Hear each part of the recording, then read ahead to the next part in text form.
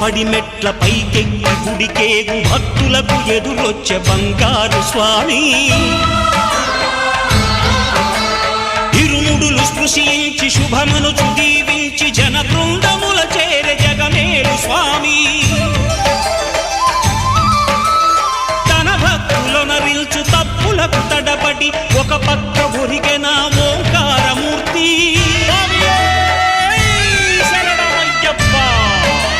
స్వాములందరూ తనకు సాయము కాగా ధీమంతుడై లేచే ఆ కన్య స్వామి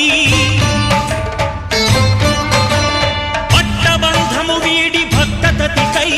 పరుగు పరుగున వచ్చే భూమిపైకి నరుడై